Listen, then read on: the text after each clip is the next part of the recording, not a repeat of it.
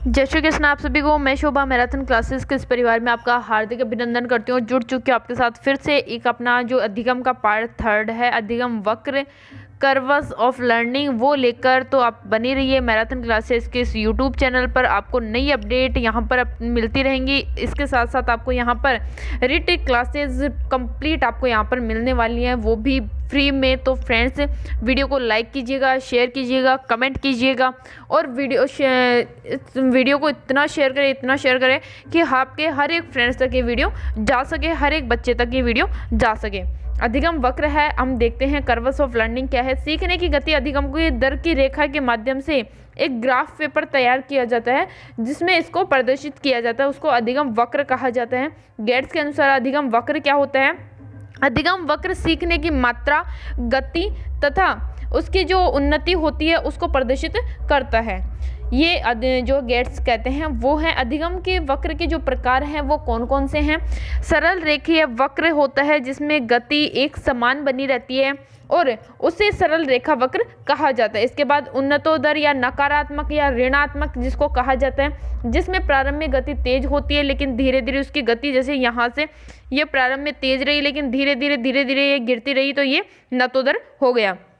इसके बाद उन्नतोदर हो गया। इसके बाद नतोदर या सकारात्मक रहेगा आपका कि धीरे धीरे गति मंद रहेगी, फिर इसके बाद धीरे धीरे गति तेज होती जाएगी, ये आपका नतोदर हो गया।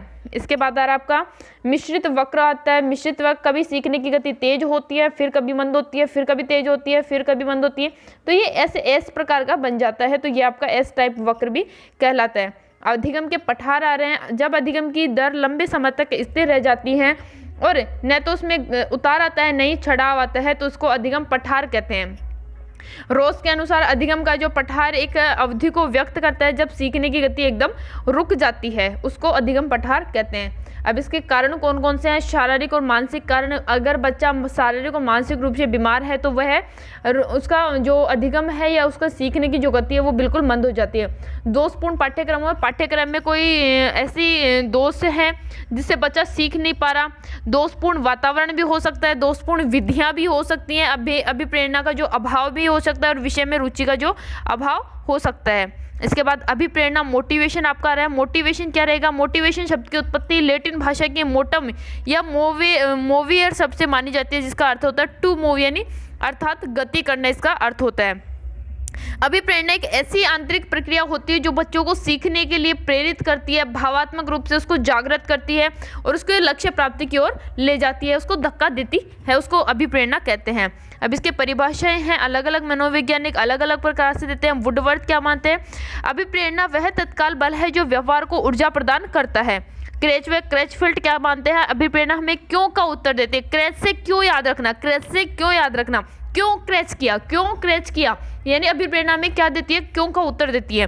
स्किनर अभिप्रेरणा अधिगम का सर्वोत्कृष्ट मार्ग है। स्किन सर्वोत्कृष्ट होती है। स्किन को देखकर सब लोग हैं सब कुछ भूल जाते हैं। विलियम मैकडूगल अभिप्रेरणा वह शारीरिक और मनोवैज्ञानिक दशा है जो किसी कार्य को करने के लिए हमें प्रेरित करती है। इससे आगे अभिप्रेरणा की विशेषताएं क्या होती हैं? अभिप्रेरणा व्यक्ति के शरीर की आंतरिक शक्ति होती है जो उसे निश्चित लक्ष्य प्राप्ति के लिए प्रेरित करती है। इसके बाद है उद्देश्य प्राप्ति तक चलने वाली जो निरंतर प्रक्रिया, उसको अभिप्रेरणा कहते हैं। अभिप्रेरणा सीखने का जो स्वर्ण पथ है, अधिगम का हृदय होता है, अधिगम सफलता का आधार होता है, अधिगम का प्रमुख कारक अनिवार्य स्थिति और सर्वोत्कृष्ट राजमार्ग ये होता है।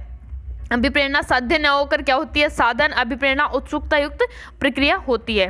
इसके बाद है इसके तत्व कौन से हैं? आवश्यकता, जब हमारी आवश्यकता होती है, नीड होती है, तब हम कुछ सीखने के लिए प्रेरित होते हैं। प्रणोदन, अंतर्नोद या चालक या ड्राइव, यानी हमने आवश्यकता हुई तो हमने कोई क्रिया की, चालक हम बने। इसके बाद उद्दीपक या प्रोत्साहन, इनिशिएटिव, अपने को क्या मिल रहा है? अपने को प्रोत्साहन मिल रहा है। और फिर अभिप्रेरणा मोटिवेज अपने को क्या होता है? अभिप्रेरणा के प्रकार होते हैं आंतरिक और बाह्य। आंतरिक अभिप्रेरणा अपने स्वयं से मिलती है, बाह्य अभिप्रेरणा में किसी बाहरी व्यक्ति से प्राप्त होती है।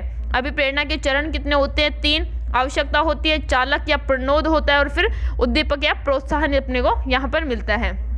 अभिप्रेरक क्या होते हैं? मोटिवेज क्या होते हैं? अभिप्रेरक व्यक्ति में निहित एक ऐसी आंतरिक शक्ति है जो व्यक्ति विशेष की अपनी आवश्यकताओं की पूर्ति के संदर्भ में निश्चित प्रकार का व्यवहार करने के लिए हमें प्रेरित करती है। अभिप्रेरक कितने प्रकार के होते हैं? 2 प्रकार के होते हैं, जन्मजात या जैविक अभिप्रेरक और अर्जित प्रेरक। जैविक जो होते हैं वो कौन से हैं? भूख, नींद, प्यास, काम, क्रोध, विश्वास, ये अपने होते हैं जन्मजात। अर्जित प्रेरक हमारे होते हैं। अर्जित प्रेरक भी कितने प्रकार के होते हैं? 2 प्रकार के, व्यक्तिगत और सामाजिक। व्यक्तिगत कौन से होते हैं? लक्ष्य, आकांक्षा और आदत हमारी जो होती है वो व्यक्तिगत होती है, लेकिन सामाजिक जो होती है वो सामुदायिक भावना होती है, परिवार में रहने की इच्छा होती है, संग्रह प्रवृत्ति होती है, युयुत्सा की भावना अपनी की होती है। इसके बाद मनोवैज्ञानिकों के अनुसार जो अभिप्रेरकों का वर्गीकरण मैस्लो के अनुसार कौन से होते हैं? जन्मजात, अर्जित। थॉमसन के अनुसार स्वाभाविक और कृत्रिम होते हैं। गैरेट के अनुसार कितने होते हैं? जैविक और मनोवैज्ञानिक। इसके बाद अभिप्रेरित करने के जो उपाय और तरीके या विधियां जो होती हैं वो कौन कौन सी हैं? प्रशंसा या निंदा करके हम किसी को अभिप्रेरित कर सकते हैं। सफलता का आभास कराकर उसको भी प्रेरित कर सकते हैं। असफलता का भय दिखाकर भी कर सकते हैं। महापुरुषों के उदाहरण देकर, दृश्य श्रव्य सामग्रियों का उपयोग करके, नवाचारों का प्रयोग करके, प्रतिस्पर्धा की भावना जागृत करके या उचित शिक्षण विधियों का प्रयोग करके हम उसको अभिप्रेरित कर सकते हैं। अभिप्रेरणा की अधिगम की भूमिका क्या होती है? व्यवहार को नियंत्रित करने में सहायक होते हैं, तत्परता जागृत करने में सहायक होते हैं, मानसिक क्रियाओं के विकास में सहायक होते हैं, लक्ष्य प्राप्ति में सहायक होते हैं, तीव्र गति से अधिगम करने में सहायक होते हैं, ध्यान केंद्रित करने में सहायक होते हैं। इसके बाद अभिप्रेरणा के जो सिद्धांत है, अभिप्रेरणा में मूल प्रवृत्ति का सिद्धांत है वो किसने दिया था? विलियम मैकडूगल ने। विलियम मैकडूगल ने मूल प्रवृत्ति का जनक भी इसको कहा जाता है। मूल प्रवृत्तियों का जनक किसको कहते हैं? विलियम मैकडूगल को। उन्होंने कितनी मूल प्रवृत्तियां बताइए? 14 मूल प्रवृत्ति। उनके साथ उन्होंने प्रत्येक मूल प्रवृत्ति के साथ एक संवेग जुड़ा होता है। अब इन्होंने जो 14 मूल प्रवृत्तियां बताई उनके साथ प्रत्येक संवेग जो जुड़ा होता है उन्होंने भी यह बताया। भय के साथ पलायन है, अब आप किसी चीज से अपने को भय लग रहा है तो हम वहां से भाग जाते हैं। क्रोध के साथ युयुत्सा या युद्ध प्रवृत्ति जो होती है। भूख के साथ भोजन अन्वेषण, भोजन प्राप्त करना। घृणा के साथ अप्रिय या विकर्षण, किसी को अपने को कोई अच्छा नहीं लग रहा तो हम उससे दूर करते हैं या फिर उससे बुरा लगते हैं। वात्सल्य, पुत्र कामना, माँ की जो वात्सल्य होता है पुत्र की प्रति कष्ट होता है। संवेदना या किसी को दर्द हो रहा है, किसी को कष्ट हो रहा है तो हम उसके प्रति दया की भावना। आश्रय, जिज्ञासा, आश्रय अपने को कोई आश्रय होता है तो हम उससे सीखने की या उससे जानने की हमारी जो जिज्ञासा होती है वो एक मूल प्रवृत्ति है। कामुकता, काम की भावना। इसके बाद आपकी आत्महीनता, विनित भाव जो होता है, आत्माभिमान जो होता है वो आत्म प्रदर्शन, खुद को प्रदर्शित करते हैं। एकाकीपन यानी सामूहिकता, कोई एक अकेला रहना पसंद करे, किसी को सामूहिक रहना अच्छा लगता है। अधिकार भावना या संग्रह, किसी को अपनी चीजों पर अधिकार करने की भावना तो वो अपनी सभी चीजों को संग्रह करके रखता है। रचनानुभूति, रचना प्रवृत्ति, आमोद और हास्य, ये आपका हो गए।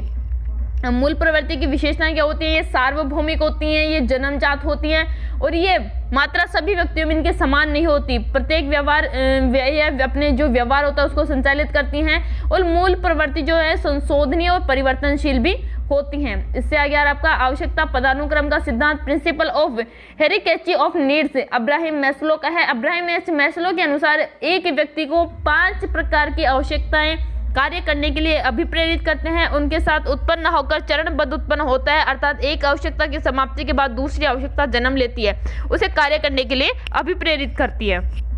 इससे आगे रहा है अभी कौन सी आवश्यकता है?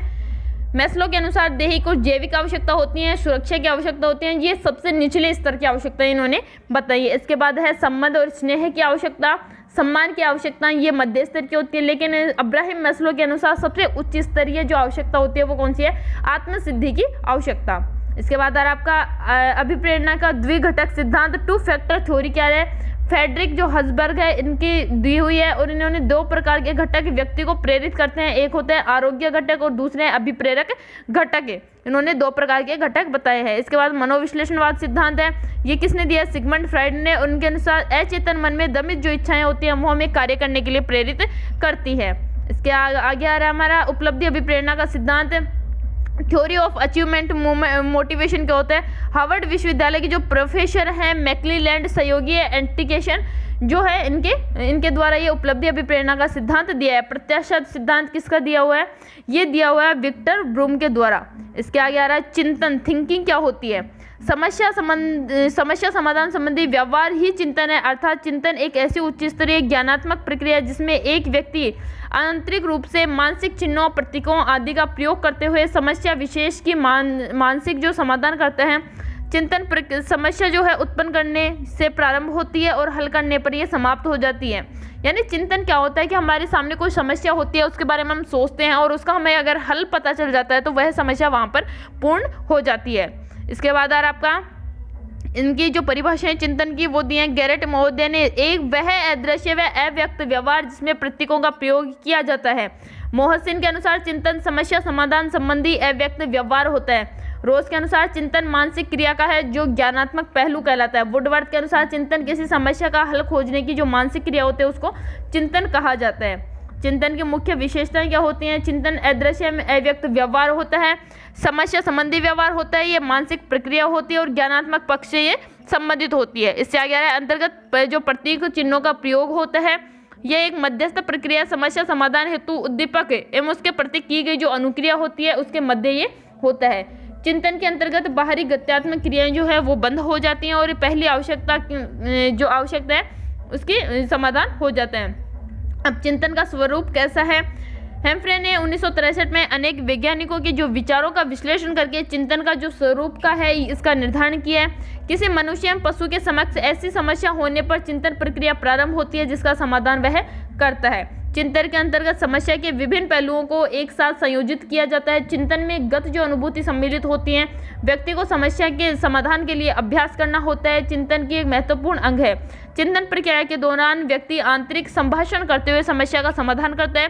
प्रतिमाओं प्रतीकों चिन्हों का भी चिंतन में काफी महत्व होता है। इसके बाद है चिंतन के साधन को होते हैं प्रतिमा या प्रतिबिंब इमेज। अपन किसी के बारे में सोचते हैं, संकेत चिन्ह प्रतीक सिंबल अपने को कोई संकेत देता है। भाषा लैंग्वेज होती है और संप्रदाय कॉन्सेप्ट अपने उसका समझ में आ जाता है तो हम उससे समस्या का समाधान कर सकते हैं। अब चिंतन जिम्बार्ड एवं रुक के अनुसार 1977 में उन्होंने दो प्रकार के चिंतन बताए, एक स्वाली और एक यथार्थवादी। स्वाली चिंतन कौन सा होता है? जिसमें व्यक्ति सिर्फ काल्पनिक विचारों में इच्छाओं की जो है उनको अभिव्यक्त करता है। लेकिन यथार्थवादी चिंतन क्या होता है? जिसमें जिसका संबंध किससे होता है? वास्तविकता से होता है, जिसके सहारे व्यक्ति किसी समस्या का समाधान कर सकता है। इसके बाद है यथार्थवादी चिंतन कितने प्रकार का होता है? अभिसारी उपसारी दो प्रकार का होता है, जिसमें यांत्रिक तरीके से चिंतन करने पर बल देता है, पूर्व निर्धारित तथ्यों पर आधारित ये होता है। इसके बाद है चिंतन जिसमें व्यक्ति दिए गए तथ्यों में अपनी और नया तथ्य जोड़कर निष्कर्ष निकाले, यानी अपने को जो सामने दिख रहा है उसमें हम अपना तथ्य और इसमें शामिल कर देते हैं, वो अपसारी चिंतन होता है। जिसमें किसी चीज को फैलाव यानी उसका सभी जो एरिया है वो कवर कर लिया जाता है, वो अपसारी चिंतन में आ गया। इसके बाद मूर्त चिंतन या अप्रत्यक्षात्मक चिंतन, जो सामने वस्तु के बारे में चिंतन करना, दो वस्तुओं में अंतर करना ही होता है। अमूर्त चिंतन या प्रत्यात्मक चिंतन, यानी जो अपने सामने उद्दीपक अनुपस्थित है उसके बारे में भी हम सोच रहे हैं, वो अमूर्त चिंतन अपना हो गया। समालोचना चिंतन, किसी के बारे में सही और गलत दोनों उसके बारे में जानना। तार्किक चिंतन लॉजिकल थिंकिंग क्या होती है? जॉन डेवी ने विचारात्मक चिंतन इसको कहा है। यह उच्च स्तर का चिंतन होता है जिसके माध्यम से समस्या का समाधान किया जाता है और यह दो प्रकार का होता है, आगमनात्मक और निगमनात्मक। इसमें आ रहा है चिंतन का शैक्षिक महत्व क्या रहता है? यह बालकों के ज्ञान विस्तार में उपयोगी होता है और यह चिंतन का मुख्य स्तंभ माना जाता है। क्या? ज्ञान।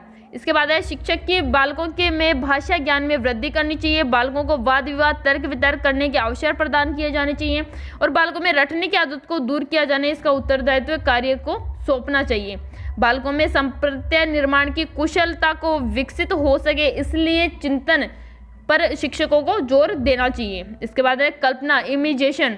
कल्पना अंग्रेजी भाषा के इमेजिनेशन का हिंदी अनुवाद है। इमेजिनेशन लैटिन भाषा की इमिग्रेरी शब्द से बना है जिसका अर्थ होता है स्वयं का तस्वीर खींचना, अर्थात कल्पना स्वयं के अंदर चलने वाली एक प्रक्रिया है। पूर्व अनुभव के आधार पर किसी वस्तु की अनुपस्थिति में भी उस वस्तु के बारे में सोचना क्या कहलाता है? कल्पना। चिंतन करने के लिए कल्पना की आवश्यकता होती है। इसके बाद है मैकडूगल के अनुसार कल्पना क्या है? हम कल्पना या कल्पना करने की उचित परिभाषा अप्रत्यक्ष बातों के संबंध में विचार करने के रूप में हम कर सकते हैं। डमविल क्या कहते हैं कि मनोविज्ञान में कल्पना शब्द का प्रयोग सब प्रकार के प्रतिमाओं का निर्माण को व्यक्त करने के लिए किया जाता है। रायबर्न के अनुसार कल्पना वह शक्ति है जिसके द्वारा हम किसी प्रतिमाओं को नए प्रकार उसका प्रयोग करते हैं और अपने पिछले अनुभव को किसी एक ऐसी वस्तु का निर्माण करने में सहायता देते हैं जो कभी पहले नहीं किया। वुडवर्थ के अनुसार जब व्यक्ति पहले के वास्तव में अवलोकित जो कार्य हैं उनका पुनर्स्मरण करता है, पुनः उनको याद करके उन तथ्यों की नई पद्धति में पुनः व्याख्या करता है, उनकी व्यवस्थित करता है, वह कल्पना का प्रदर्शन करता है। ये उसकी कल्पना है वुडवर्थ के अनुसार। अब इसकी विशेषताएं क्या होती हैं? कल्पना मन की चेतन व्यवस्था होती है या उच्च स्तरीय चिंतन और प्रतिमा का निर्माण करती है। कल्पना अभिप्रेरित क्रिया होती है। बालक अपनी इच्छाओं को संतुष्ट करने के लिए हवाई किले बनाता है। कल्पना पूर्व अनुभवों पर आधारित होती है। कल्पना की प्रकृति रचनात्मक और उत्पादक होती है। कल्पना की प्रकृति सृजनात्मक भी होती है।